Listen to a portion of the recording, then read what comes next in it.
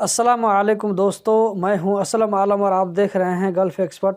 दोस्तों, आज की वीडियो की जानिब आने से पहले एक ज़रूरी इन्फॉर्मेशन आप लोगों के साथ में शेयर कर देना चाहता हूं।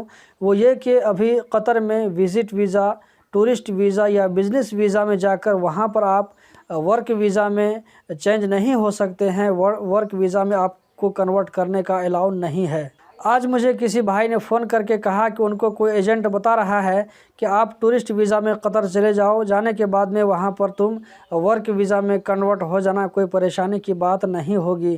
तो दोस्तों, मैं आप लोगों को बता देना चाहता हूँ कि वहाँ पर tourist visa, work visa, business visa पर जाने के बाद में आपको वर्क वीज़ा नहीं मिलेगा, बल्कि वर्क वीज़ा आपको अपने मुल्क से ही लेकर के जाना पड़ेगा। तो आप किसी एजेंट के झांसे में मत आएँ, क्योंकि आपका जो पैसा कमाया हुआ है खून पसीने के ज़रिए, उसका बहुत ही वैल्यू है।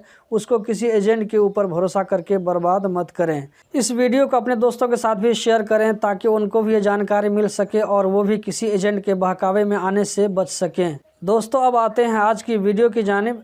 कतर में मिनिस्ट्री ऑफ लेबर की तरफ से 47 कंपनियों को रूल की खिलाफ वर्जी करते हुए पकड़ा गया है।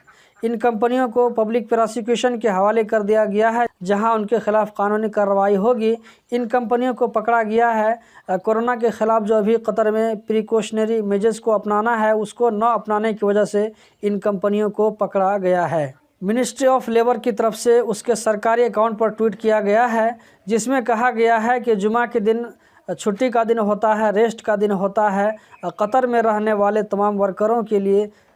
तो तमाम वर्कर में कंपनी का वर्कर भी शामिल है और घर में काम करने वाले वर्कर भी शामिल है। अगर जुमा के दिन ड्यूटी लग जाती है तो जुमा के बदले में किसी दूसरे दिन उसको छुट्टी मिलना चाहिए।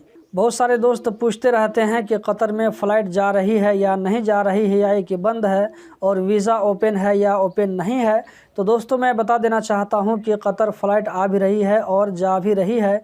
इसी तरह कतर का वीज़ा अभी चालू है, लेकिन यह है कि 2018 में, 2019 में जिस तरह नॉर्मल सब कुछ होता था, फ़्लाइट आती थी, जाती थी, वीज़ा मिलता था, तो उस तरह अभी नॉर्मल नहीं मिल रहा है। बल्कि अभी जो इसकी एक्टिविटी है, इसकी जो सर्विस है, उसके मुकाबले में बहुत कम कर दिया गया है। लेकिन फ़्लाइट भी आ रही है और जा भी रही है, इसी तरह वीज़ा भी मिल रहा है और लोग भी कतर जा रहे हैं। इससे पहले आप लोगों ने इसी चैनल पर और भी वीडियो देखी होगी, तो जिसमें मैंने बताया था कि आज फ़लाँ जगह कतर वीज़ा सेंटर खुल रहा है, तो दूसरी दिन जो है वहाँ कतर वीज़ा सेंटर ओपन हो रहा है।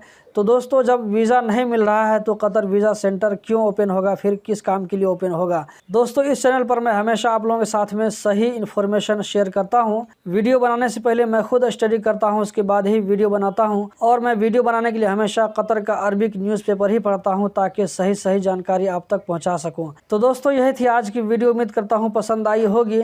कतर से रिलेटेड इसी तरह की वीडियो, इसी तरह की इन्फॉर्मेशन देखते रहने के लिए चैनल को सब्सक्राइब करें। वीडियो देखने का बहुत बहुत शुक्रिया।